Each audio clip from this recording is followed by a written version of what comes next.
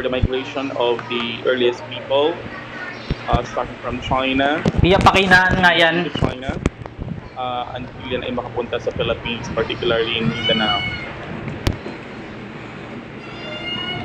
Okay, so later on, we're going to find out. And I do hope ay wala kayo ng prior reading to this. I know you are busy, but I expected na nabasa nyo na itong pinaka-module na ito. Ano po? Okay? Okay, let me read to you this one. So, archaeological finds in Palawan, example, the Tapon skull fragments, and suggests that there were already prehistoric inhabitants in the Philippines as early as the Pleistocene period. And that is through carbon dating, so the fossil remains were believed to be about 22,000 years old. In Philippine cultural landscape, the New Stone Age was the impetus of the development of Filipino modern societies. At this point, early Filipinos were starting to domesticate plants and animals, and food production was no longer limited to family consumption. At the time, people were dependent on agricultural as well as hunting and gathering activities. And this is according to, Gillard and Malgaro back in 2004. So, ibig sabihin, prior to the landing of Ferdinand Magellan in 1521 to the island of Comonfon in Guiana, Eastern Samar, ay nagkaroon tayo ng misconception regarding that. Magkaiba po yung landing sa discovery. Ano po? Prior to the landing of Ferdinand Magellan in 1521 to the islands of the Philippines, they already recognized na po ang Philippines as one of the countries in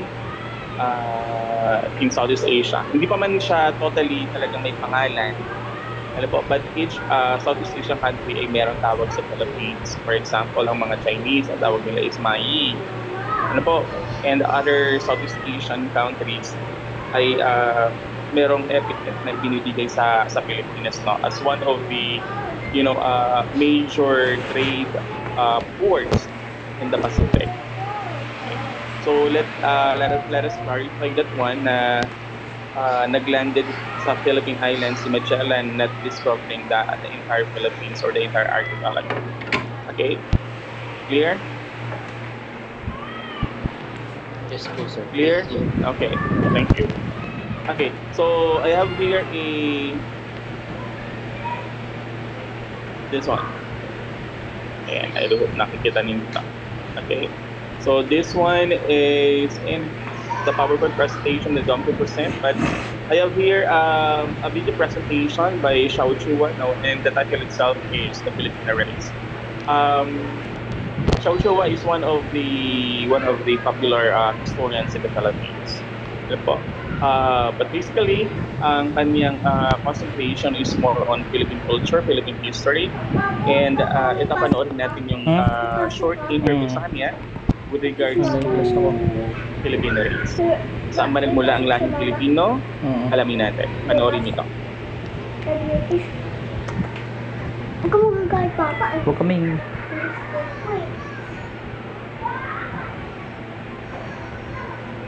Oh my God.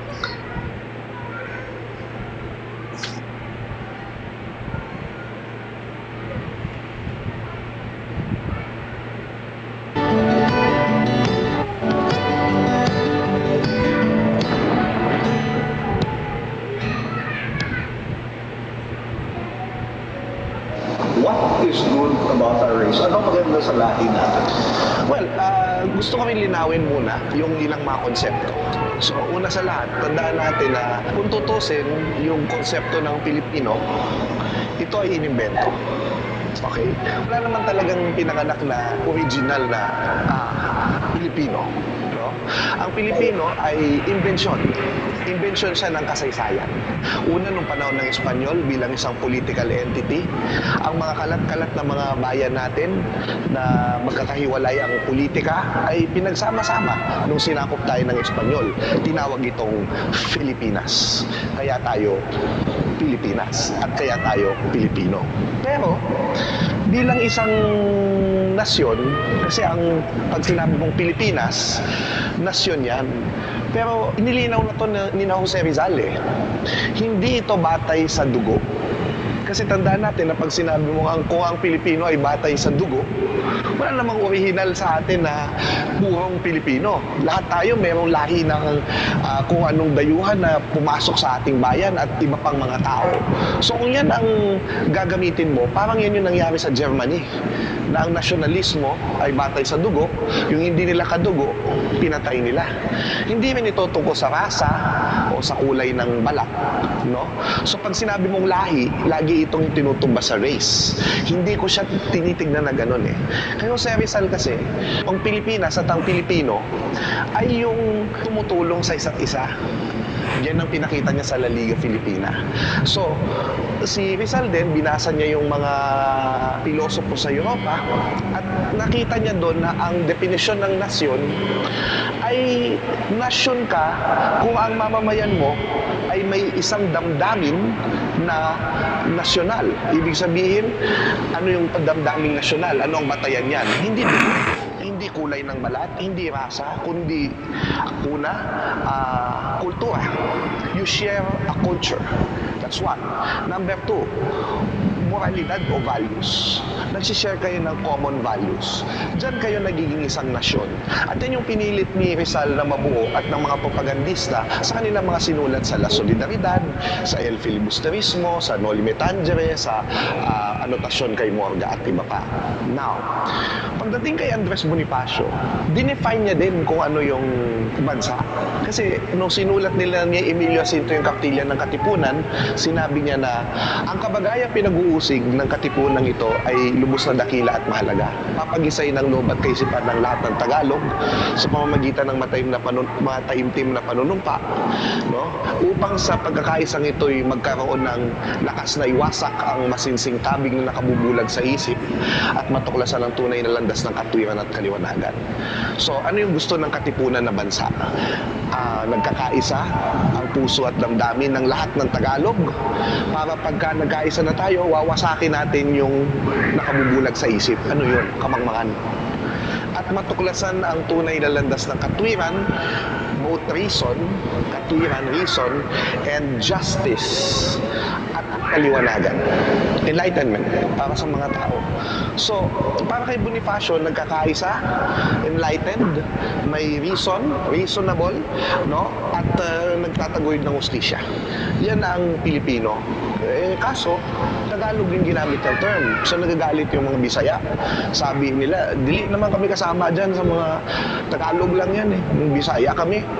Sabi ng mga Kapampangan, no ka rin lang Kapampangan ken, kami kayabe ken. Pero pag nakita mo doon sa dokumento ni Tagalog, may asterisk yun, nag-footnote pala yung lolo mo. Sabi ni Bonifacio, ang salitang Tagalog, ang katuturay lahat ng tumubuso sa katulang ito. So makatwid Bisaya man, Ilocano man, Kapampangan man, etc. ay Tagalog din. Dahil para kina Bonifacio, taga-ilog tayo.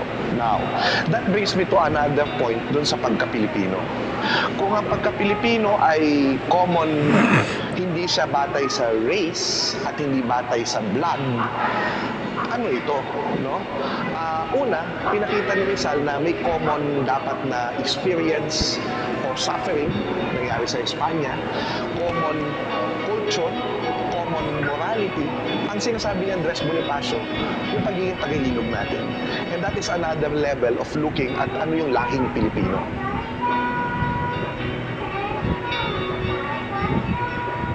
The Philippines, Pilipinas, Filipino as a political concept, as a national concept, ay imbensyon ni Rizal. But Bonifacio brings another layer, and this is yung roots natin bilang mga Austronesians. Bonifacio did not know about this, but he only knew that most Filipinos ay nasa tubig, katubigan, either ilog o dagat. That's why when you look at one of the paintings here in Sining Saysay, may isang painting dyan na hindi maintindihan ng marami, pero ito yung isa sa pinakamahalagang painting dito. At ito yung Austronesians. Sapagkat pag nakita mo yung Austronesians, no,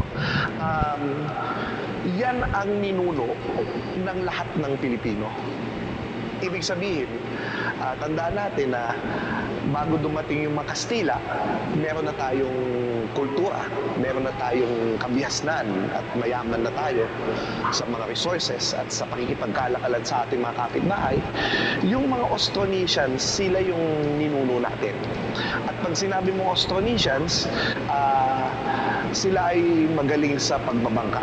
At tandaan natin na yung common language natin, tandaan natin na 171 languages tayo bilang isang bansa. Paano mo pagkakaisahin yan? You have to remember that we came from one mother tongue. At yun yung ginamit ng mga ninuno natin, yung Austronesians. And ang common culture nila, pagbabangka. So pag nakita mo, magaling sa pagbabangka ang Pilipino, gumagawa din ng mga bangka, no? At yung paglalayag ay minsan katawan lang ng tao, instincts, nalalaman kung ligtas mo maglakbay. Yan ang isang identity na pwedeng saluhin ng Muslim, ng Ilocano, ng Bicolano, ng Tagalog, di ba? Pag makita mo din yung paniniwala sa ang bangka, no, nagmamanifest na yun ay sinasakyan patungo sa kabilang buhay. Yan ay nagmanifest yan sa Manunggul Jack. May kita mo nakasakay yung sa disenyo, nakasakay sa bangka yung kaluluwa. Gayon din sa Cordillera, ang bangkay ay nilalagay sa bangka.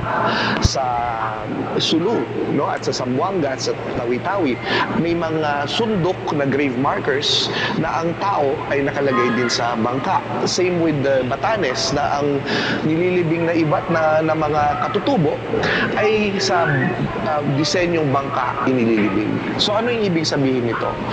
Iba-iba man tayo ng manifestasyon ng kultura. Bicolano man tayo, Cebuano, Ilonggo, Moro, Tagalog, Ilocano, Bicolano. Tayong lahat ay may nagsishare ng kultura, yung maritime culture. And this is where you see na bagamat imbensyon ni Rizal, yung pagkanasyon natin, yung kultura natin bilang Pilipino, bilang isang bayan, hindi inimbento yun. Yun ay talagang sa atin. So, pag sinabi mong lahing Pilipino, kasama na yung political na aspekto, yung aspekto ng yung mga pagbubuo ng common narratives at common values, lalong kasama pati yung common na natin na culture bilang isang bayan. Kaya pag nakita mo, yung bayang Pilipino, totoo siya. Hindi lang sa invento. At hindi ito namamalayan natin in our subconscious, itong mga kaugalian na ito ay dumadaloy sa bawat isa sa atin, sa bawat salin lahi. Kasi ito ay nasa ating pagpapalaki, nasa ating pakikipag-ugnayan sa isa't isa.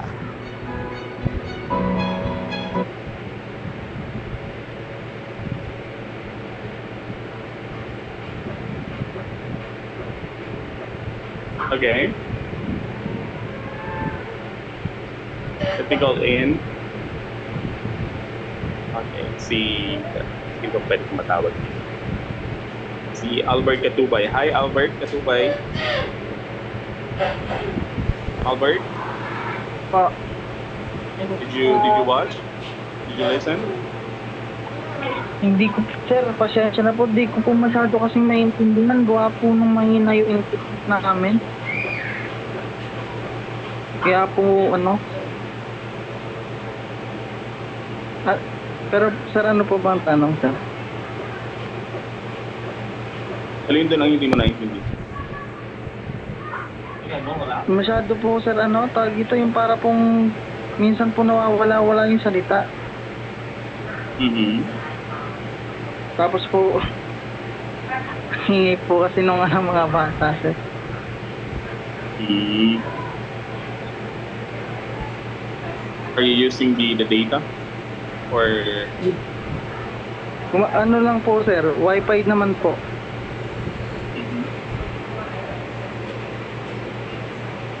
okay. So let me call another one. Ano na lang. Lester Papa. Hi, Lester.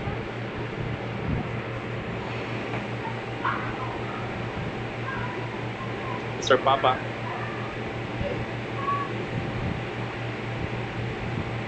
Mr. Papa, can you hear me?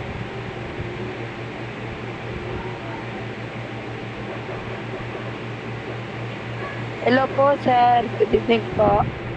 Hello. Hindi ko maintindihan, sir. Nasa labas pa po ako, sir. Sa biyahe pa po, sir. Parang wala naman. Sir? Sige lang. Pwede bang i-open ang camera? I-open nga po ng camera.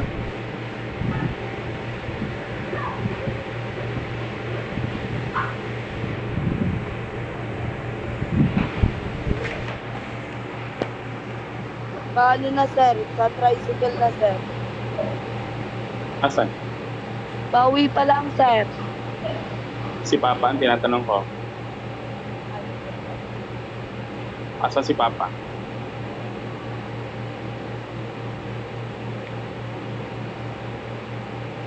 Mr. Papa.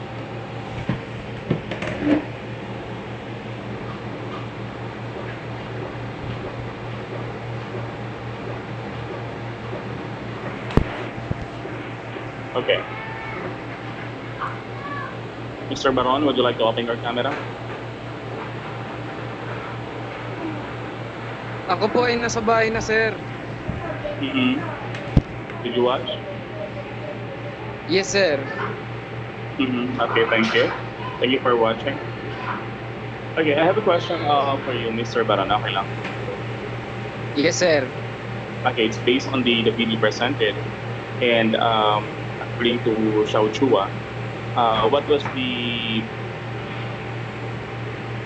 descendants or ano yung pinaka-descendant natin mga Filipino based on sa perception ni Xiao Chua?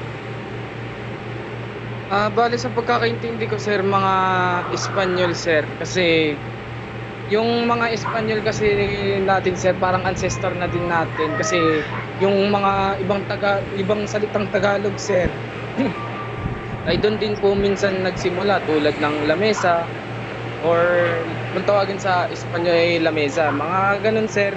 Yan, naniniwala po ako na ang ancestor natin o pinagmulan natin ay Espanyol, sir. Is based on your perception, but I'm asking on the ano yung pinaka-standpoint ni Xiao Chua doon sa Filipino words. I got your point that the Filipinos are, hindi naman natin maitatatuan po kasi we've been under Spanish colonial system for more than 300 years. Kaya yung ating religion, yung ating language ay talagang under the influence of these Spaniards. Ano po? But from the perspective of Mr. Xiao Chua, ano yung tinuturing na pinaka-descendants or ancestors sa mga Pilipino? Opo, sir. Yes, please. State your name, please. Thank you, Sir, Adrian. Camero, sir. Kevin Roy. Hi, Mr. Camero. Please do the honor. Evening, sir. Sir, base sa napanood ko, sir, descendant po natin ay mga Austronesian. Okay. Naniwala yung Austronesian na ang mga Austronesian ay nakatira sa mga ilog, mga dagat. Kasi dahil nga, base nga doon sa drawing, yung painting, Mhm. ang mga Austronesian ay namamangka. Okay, pinalito ka pala. Kaya expert Okay, po mga Pilipino sa pamamangka, sir. Pamamangka sa dalawang ilaw. So, mayroon din. Hindi, sir. Ibang nahulog kayo, sir. Ikaw ba ay magaling mamangka, Mr. Camero? Yes, sir. Okay. So, in support to your answer, Mr. Camero, tama naman na yung maritime culture na sinabi kanina ay very evident naman yun sa mga Filipinos. Particularly, in the different islands of the Philippines, from Luzon, Visayas, and Mindanao, we are surrounded by bodies of water. And yung maritime culture, even up to now, ay makikita pa rin naman sa kultura natin mga Pilipino. Hindi lang siya sumasalamin sa mayamang kultura natin, katulad na pag may patay or something. Pero economically speaking, malaking tulong ang pamamangha or pangingisda or shipbuilding sa buhay ng mga Pilipino. No? So yan yung naging kumbaga naging daan or platform para mabuhay yung mga kababayan natin lalo na doon sa mga naninirahan sa mga islas. Okay? Pero katulad ng sinabi ni Xiao Chua, base sa kanyang perspektibo, na ang salitang Filipino ay invento lamang ni na Rizal and ni na Andres Bonifacio. In a way, na ang pagiging isang Filipino ay sumasalamin sa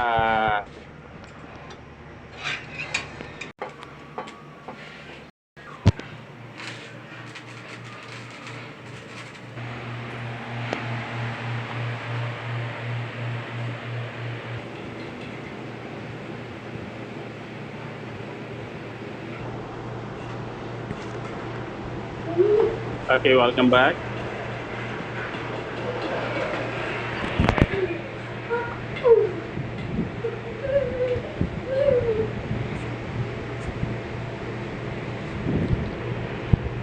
Again, I would like to clarify lang, that is according to the point of view of Mr. Xiao Chua kung paano niya pinigyang kahulugan yung pagka-Pilipino natin. At the same time, binigyan niya ng kulay yung roots or descendants sa mga Pilipino. No? And accordingly, ayon sa kanya, it was the Austronesians ang kinoconsider nating mga, mga ancestors nating mga Pilipino. No?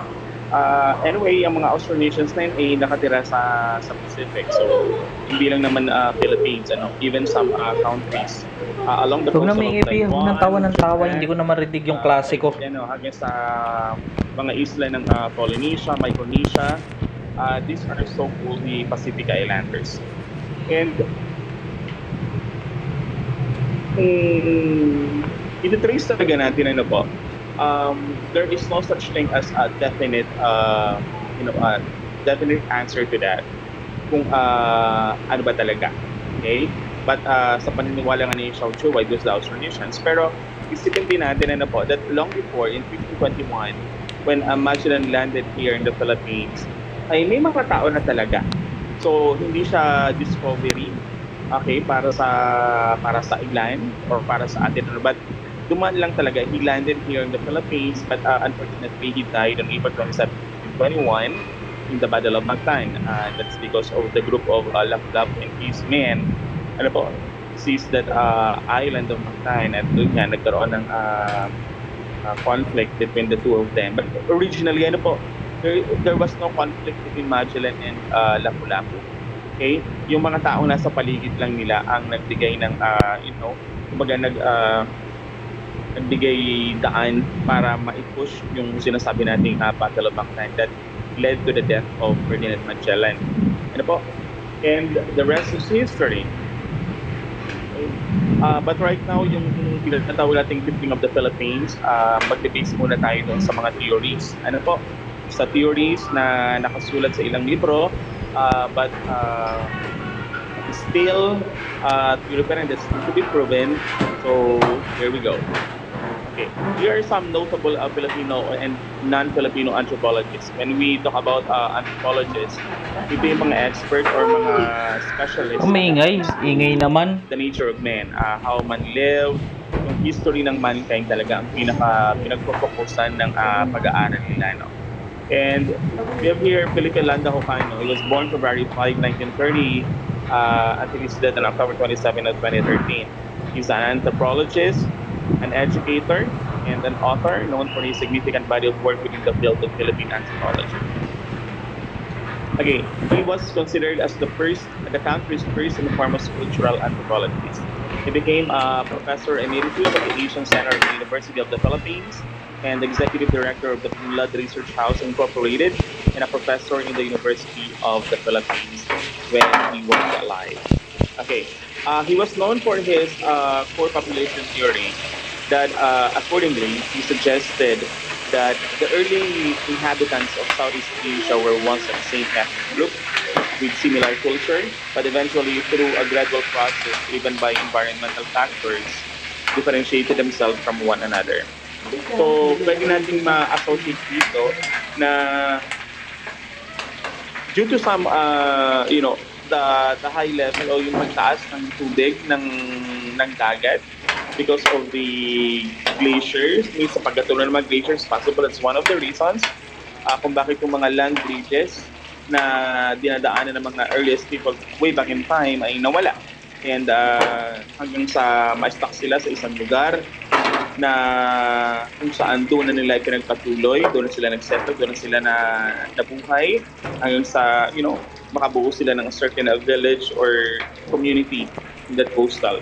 And possible that's one of the theories kung bakit nagkaroon ng ganyang tao sa Pilipinas. But kung titingnan natin yung archaeological sites ng mga earliest people in the Philippines, actually dalawa lang ang lumalabas, either in Cagayan in northern part of Luzon, kung pamilyar kayo sa Cagayan. Meron kasi dong fossil na nakuhay.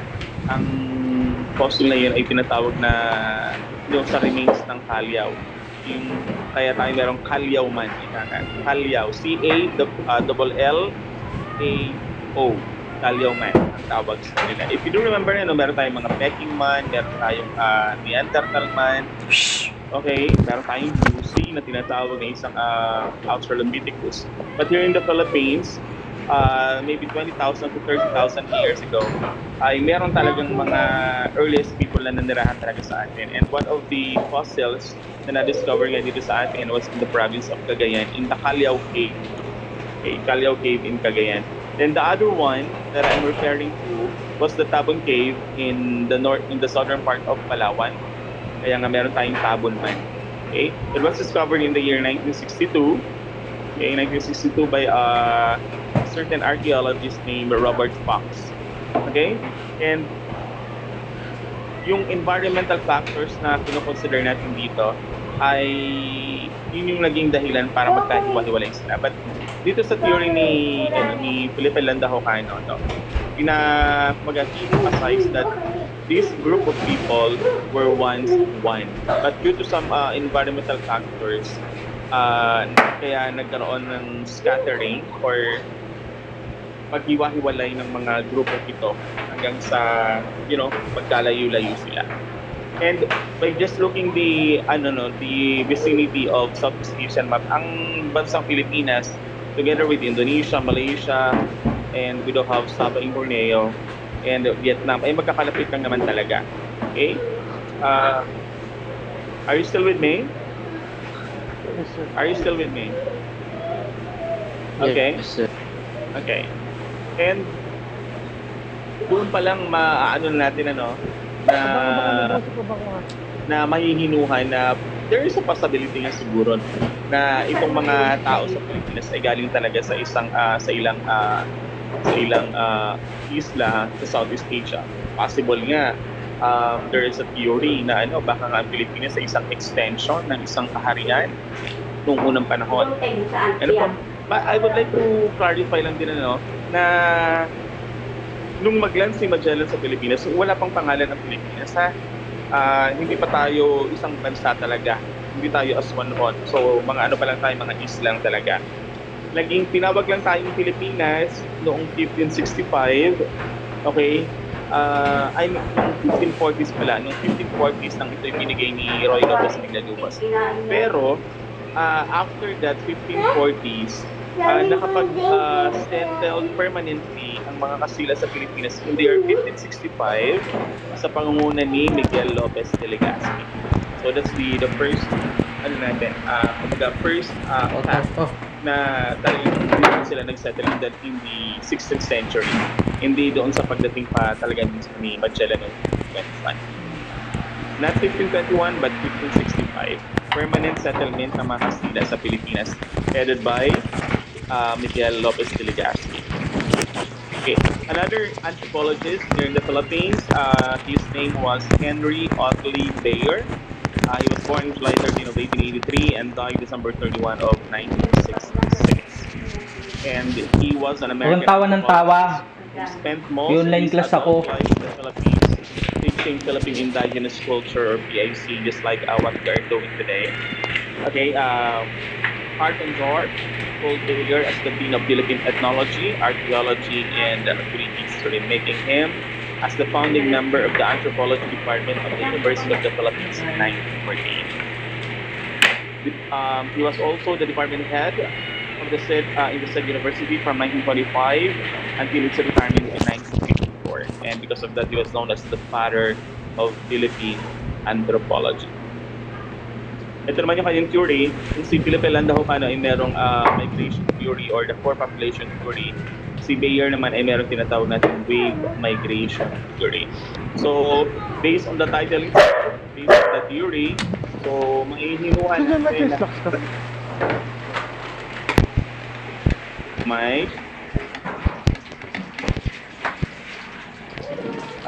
Mike, paki-mute naman ang microphone, please. Sorry sir, napindot po. Okay.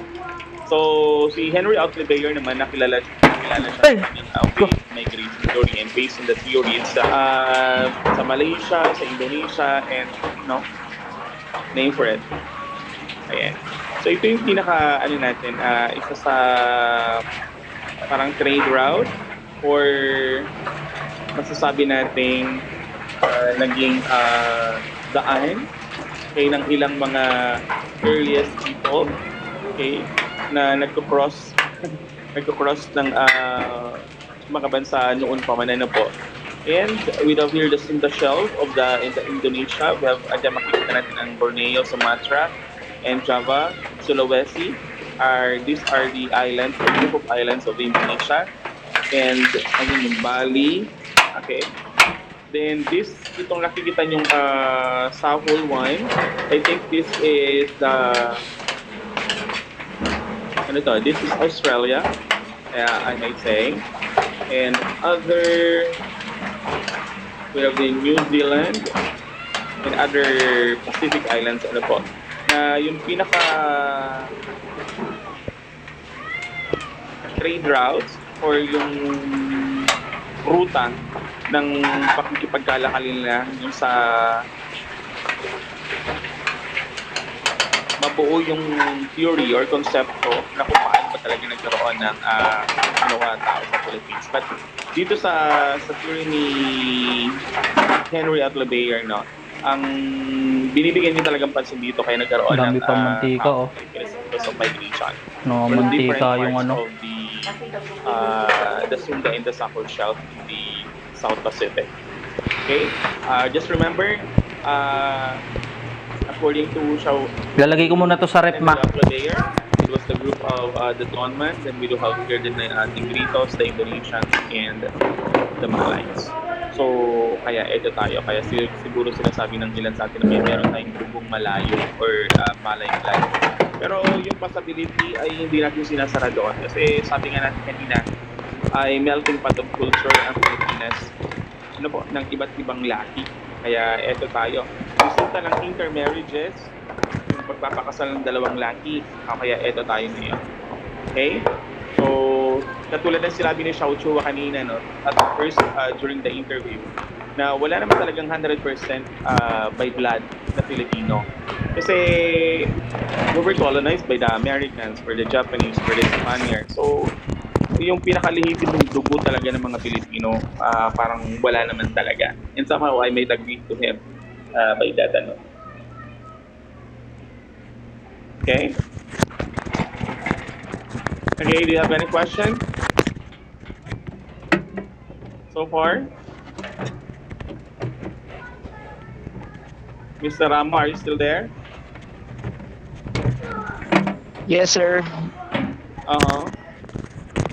You have a question? Wala naman?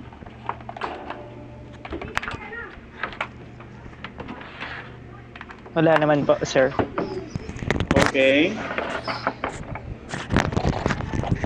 Nakikita nyo?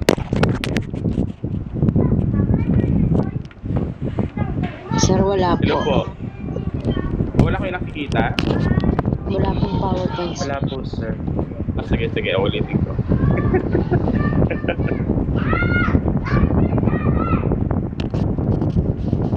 Zoom ako ng zoom kanina, wala pala ako.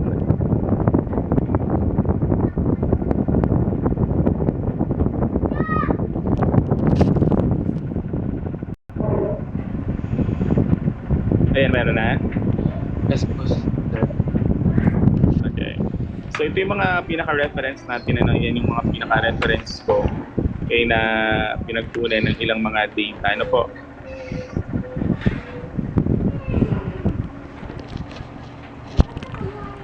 Then, so, beginnings of Philippine society and culture, and according to Lanao Canada, Development of the Philippines, and from Journal of the University of the Philippines Archaeological Studies Program, page 1 to 27. Pero syempre, inunula natin yan. Hinighlight lang natin kung anong dapat mong malaman. Then we have also from Hazel Viana, Teaching Philippine Indigenous Cultures for Higher Education with in 2016. Okay, kung magagawa nyo to, okay, look for one article, online article discussing and emphasizing the people of the Philippines. Analyze and interpret the article based on your own understanding. So, what was the article about? So, these are the guide questions. How did the writer present his theory? Theories about the people of the Philippines, and do you agree on the assumption of the writer about the people of the Philippines and why? Okay, BP8 EA, tama po ba ako? EA, no? Yes po, sir. Okay. Pag magpapasa kayo sa akin ng written output, ayoko ng weekly, ayoko ng isa-isahan. I mean, yung every week meron kayong ipapasa. No? Mas mainam ng a week before the prelim exam, sa kanya ipapasa sa akin lahat ng written outputs. Okay? Para hindi ako na kapag may magtatanong na, sir, pwede pa po bang maghabo, pwede pa pong magpasa, pwede pa pong humabol. Just I'm giving you the time frame na a week before the final exam, a week before the prelim exam, sa kanya ipasa sa akin. Okay? Lahat yan pagsama-samahin nyo, ilalagay nyo sa isang long brown envelope. Pakilagyan po ng pangalan sa likod at saka section. Okay? Para maibigay ko sa inyo yan, at the same time, pwede nyo pang magamit sa midterm tsaka sa finals para hindi kayo bili ng bili. So once na ma-checkan ko yung mga outputs ninyo, then indicated naman yung mga scores dyan, then babalik ko yan. Tapos next midterm ulit, the next finals, ganun ulit ang gagawin. Clear? Yes, sir. Yes, sir. Para hindi kayo nag-aano, sir, pwede pa pang ipasa to, sagot no ko. Ayan, binibigyan ko na kayo ng time na a week before the prelim exam or midterm or final, sa kanya ipasa yan sa akin. At saka hindi rin hassle para sa akin, kasi kung magpapasa kayo sa akin weekly, tapos may ipon lang sa akin, mag-iisa-isa ko ng mga pangal pagsasama-samahin ko, ang mahirapan mag-consolidate. So, mas maganda ng isahan na ang check, para at least, mas mabilis. Okay po? Sir, Hello po. yellow pad o bond paper po? Dito naman sa performance nyo, pwedeng yellow pad, pwede namang dito, pwedeng printed. Nasa inyo naman. Isang article lang isang online article lang na tumatalakay sa peopling or pagkakaroon ng tao sa Pilipinas. Okay? So, gawin nyo lang, pag nakahanap kayo niyan, analyze nyo lang at interpret these questions. So, what was the article all about? Siyempre, pag sinabi natin what was the article all about, ano yung title, at the same time, ano yung pinaka-gist or pinaka-content ng article na nabasa ninyo. Okay? But kapag alam yung related, go muna. I-ano nyo na yan. Save nyo na agad. Copy-paste nyo agad. Okay? Then, alamin nyo kung sinong author niyan. Ano po? Then, pag nasagot nyo na yung number 1, so proceed kayo sa question number 2, how did the writer present his theory about the peopling of the Philippines?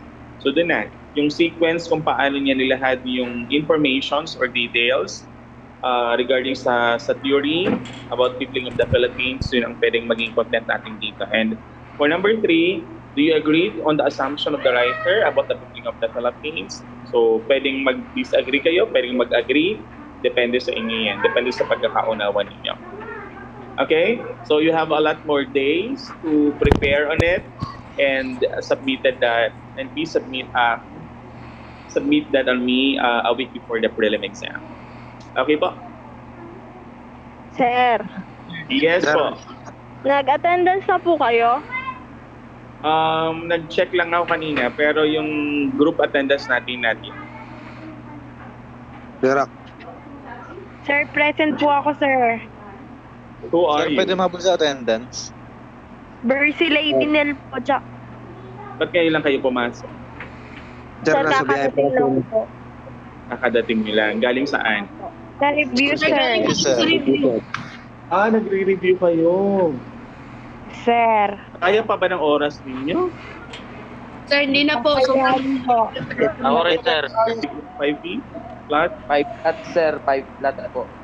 5 flat. What if hindi ka umabot sa ganung klase ng height? Ano, sir? Ibang agency. Pwede naman po. Pwede, sir. Ano, sir? Yes. Paano natin, ano? Kuha ng height waiver.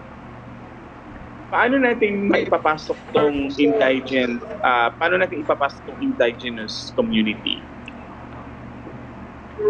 Kasi ang alam ko, Sir, pwede pwede ka kasing mag-ano sa kanila eh. Halimbawa, hindi mo na-meet yung height requirement sa pagiging pulis, ano.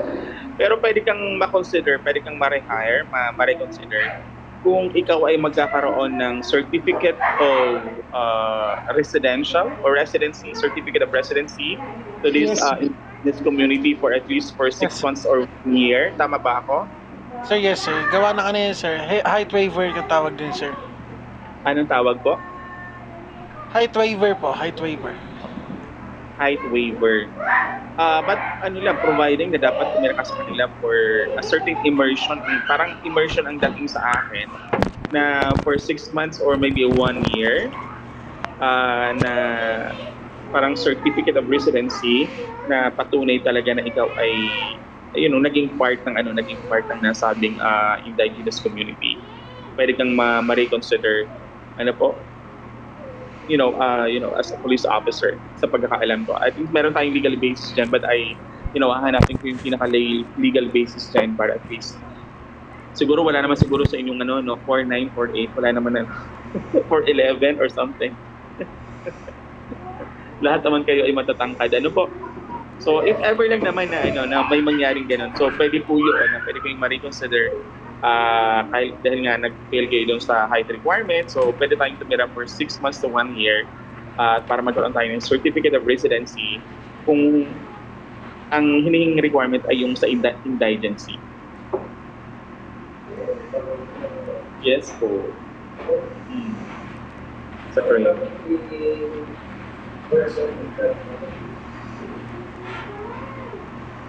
Okay.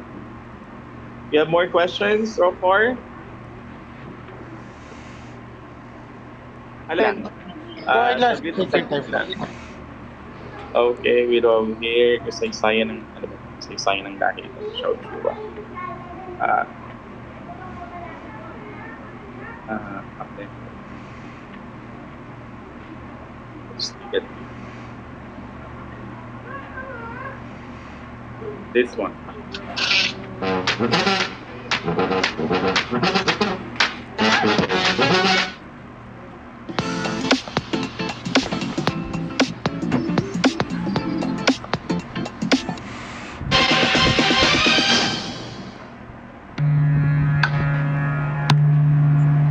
Minsan ko'y nadala sa isang tribong dumaga. Ang buhay nila'y naasa sa biyaya ni Makidipes. Ngunit ako'y nalungkot sa aking nakita't naranasan. Lupaing alay ni Bathala, inangkin ng ilang gaman. On potok mi ayena di ni Makidipes. On potok mi ayena di para represent. Ayena di. Ito ang tahanan ng mga agtas sa San Ildefonso, bayan ng Kasiguran sa Aurora.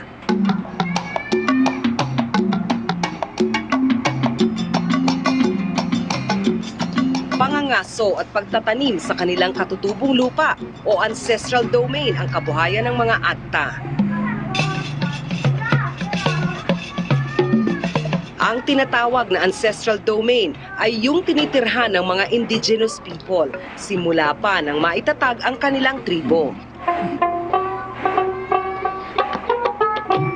Ang ancestral domain ng mga agta sa kasiguran ay nanganganib na mawala sa kanila.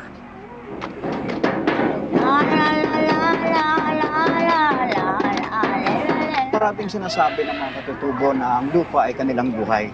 Kung mawala yung kanilang lupa, na kung saan yung kanilang kultura ay siyang umusbong at sila kanilang pinapractice, palagay ko ay maglalaho rin ang kanilang bilang pagkatao.